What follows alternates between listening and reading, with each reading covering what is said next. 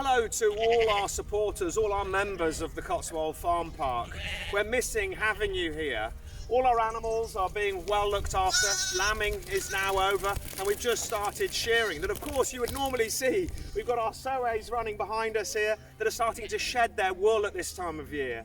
And it's such a shame that we're closed. It's now been 7 weeks and we await guidance of the government before we can decide what to do.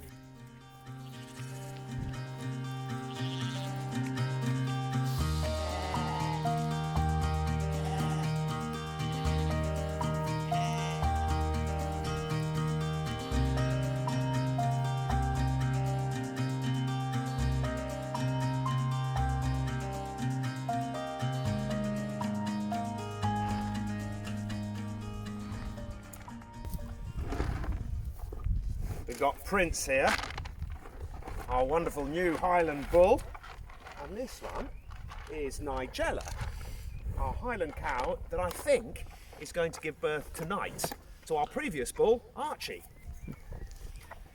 And of course she would usually have her calf on display at the Cotswold Farm Park for you to all enjoy, but hopefully if the unlocking of the countryside happens reasonably soon, you'll be able to come back and see her lovely little calf. I wonder whether it's going to be a boy or a girl.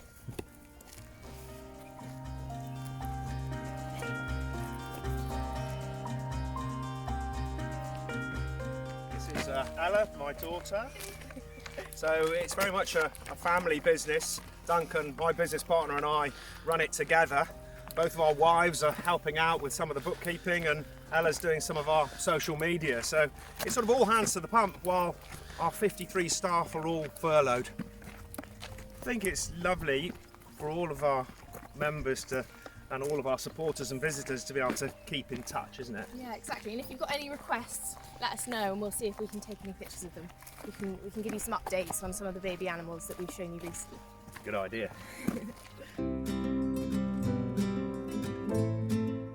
So now we're walking over to a paddock where we've got our 2 Suffolk Punch mares and our Exmoor ponies.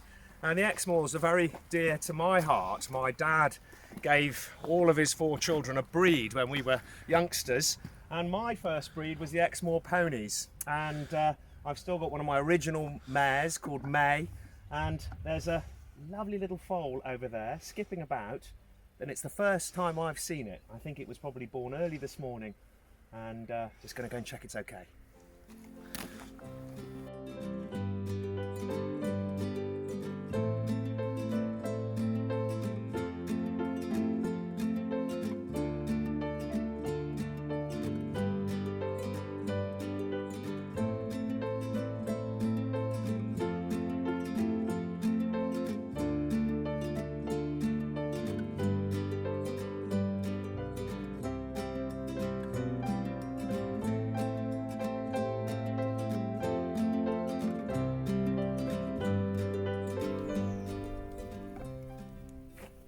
This is Neddy, our Jack donkey, who is away from the Jennies, the female donkeys at the moment, but we'll join them later in the year. We're going to have some donkey foals probably in about a month's time. This is one of our Exmoor mares, very beautiful, very ancient breed of horse. Almost sort of the Neanderthal of the horse world.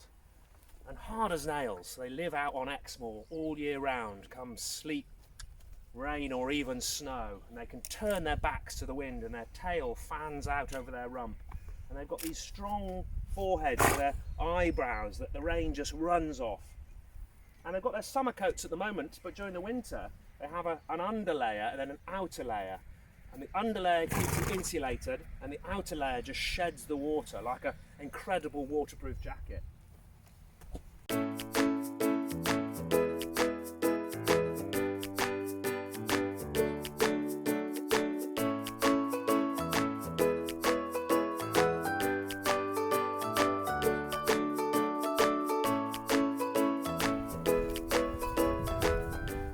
This is Victoria, one of our Suffolk Punch mares that sadly had a foal that died last year, and we're hoping to breed from her again this year. The Suffolk Punch horse need a huge amount of support because they're such an enormous animal and not ridden very much, that very few people want to keep them.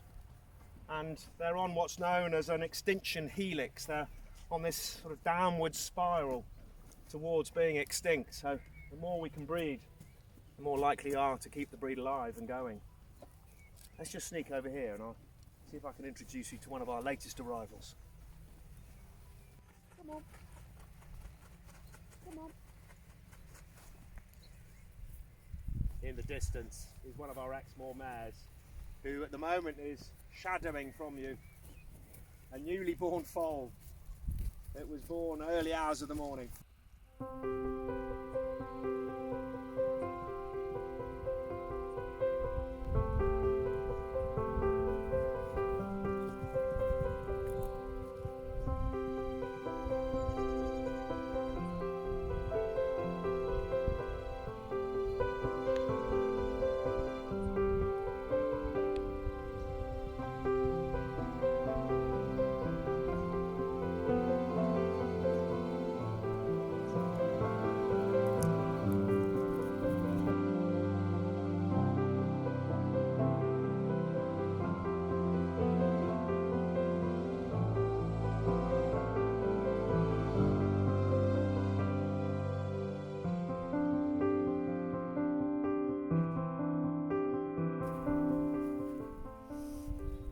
In here we've got our rare breed ewes with all of their lambs that of course would usually be on the farm park separated into their own individual breeds.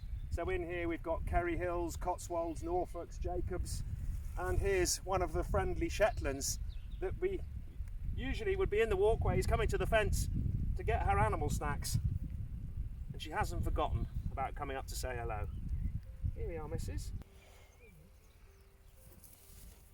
You can see that these sheep are ready to be shorn, and the little primitive breeds still have the natural ability to molt, so they grow a coat in the winter to keep themselves nice and warm, and then a lot of animals that live in a temperate climate that's cold in the winter and hot in the summer, they molt in the springtime.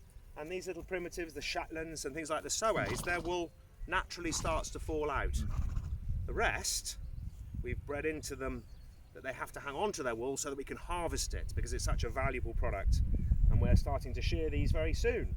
And now a lot of our wool goes into woolen mattresses that are made by Harrison Spinks. Beautiful product.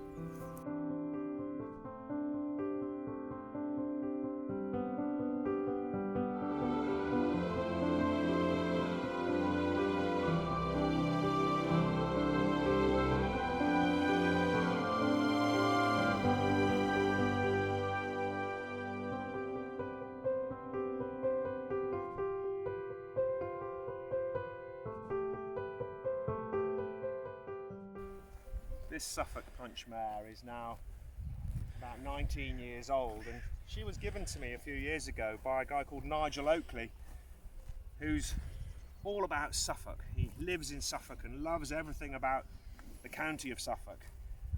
And his true love, apart from his wife of course, Christine, is Suffolk Punch horses, and he's a legend when it comes to the breed and knows all about them and is brilliant at training them to drive and to pull.